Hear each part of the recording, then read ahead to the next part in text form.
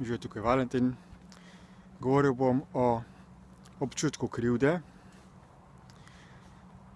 Ali imate mogoče občutek krivde, se počutite krive, vendar ne veste točno zakaj imate ta občutek.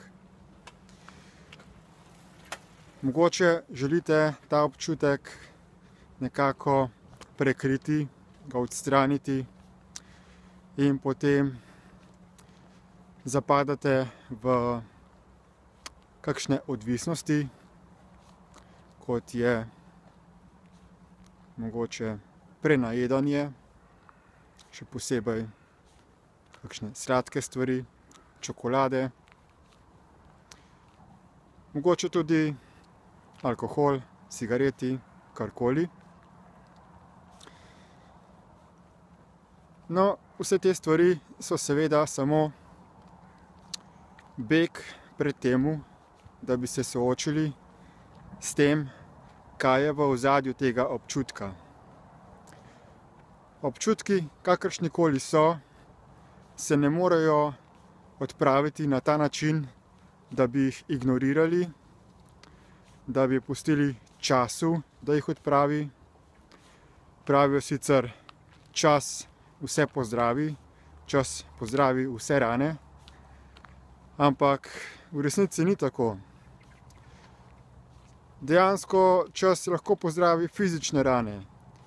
Če se poškodujemo na fizičnem telesu, ker je to fizična rana, ko se spremeni struktura našega telesa, ko se povzroči neka poškodba, deformacija celične strukture in potem seveda naše telo sproži proces zdravljenja, da se celice na ranjenem mestu zopet regenerirajo v prvotno strukturo. Glede čustev pa je drugače. Čustva so energija, čustva in občutki. Vse, kar čutimo, je posledica konflikta, notranje razdvojenosti in iz česa se torej odvojimo. Odvojimo se od realnosti, od razumevanja, od sprejemanja realnosti tega sveta. Nočemo ali ne moremo sprejeti stvari takšne, kot so, ker imamo neko drugačno prepričanje. In ta prepričanja si lahko ustvarimo sami na osnovi svoje odločitve ali pa ta prepričanja sprejmemo od koga drugega, od drugega človeka, od zunanjih medijev, javnih medijev, časopisov, televizije, karkoli.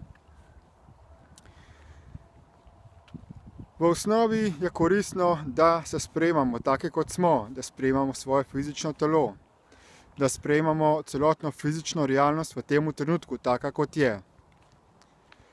Če pa sprejmemo v sebe neko prepričanje, nek ideal, neko verovanje, nek predsodek, ki nam onemogoča, da bi sprejeli realnost taka, kot je, potem pa se v nas povzroči konflikt.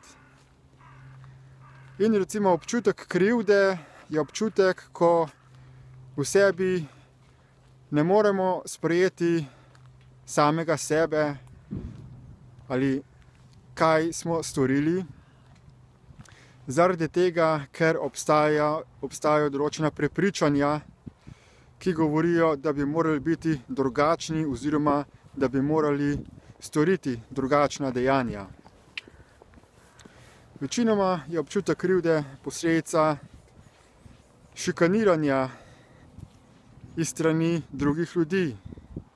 Mogoče imamo kakšnega prijatelja, sošolce ali starša, ki nas zaničuje, ki nas ponižuje, ki pravi, da nismo dobri, da bi morali stvari storiti drugače.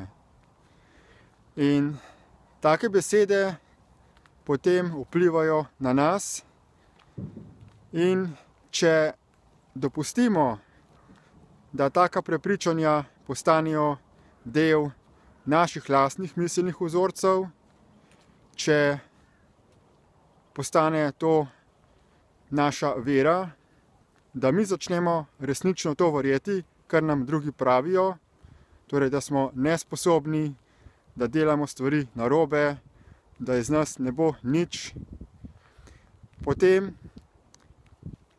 se v nas sprožijo ti občutki, negativni občutki, v tem primeru občutek, da smo nezadostni, da se moramo počutiti krive, ker je to resničnost. Ampak to ni res. Vsak občutek je možno preobraziti oziroma ga odstraniti. Za vsakim občutkom je v ozadju neko prepričanje. V trenutku, ko odstranimo to prepričanje, ko si ga odpustimo, potem tudi preneha obstajati ta občutek. Zato vam vedno predlagam, ko nekaj začutite, nek občutek, neko čustvo, neko energijo v sebi, se vprašajte, kakšno prepričanje je v ozadju tega občutka. Kdaj, od koga, zakaj smo ga sprejeli v sebe. In potem si ga odpustimo. Si rečemo, odpuščam si, da sem dopustil in sprejel v sebe prepričanje, da in tri pikice, tako naprej. Kaj? Se pravi, na ta način lahko dejansko odpuščamo ta prepričanja in s tem orodjem lahko učinkovito te nerealne definicije iz sebe odstranimo.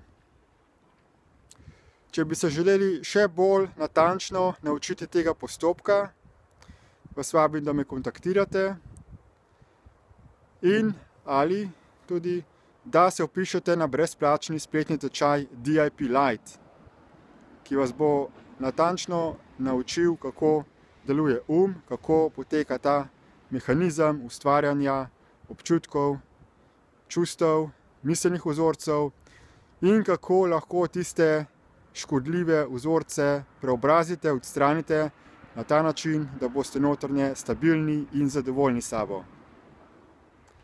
Hvala lepa za posluh in nasvidenje.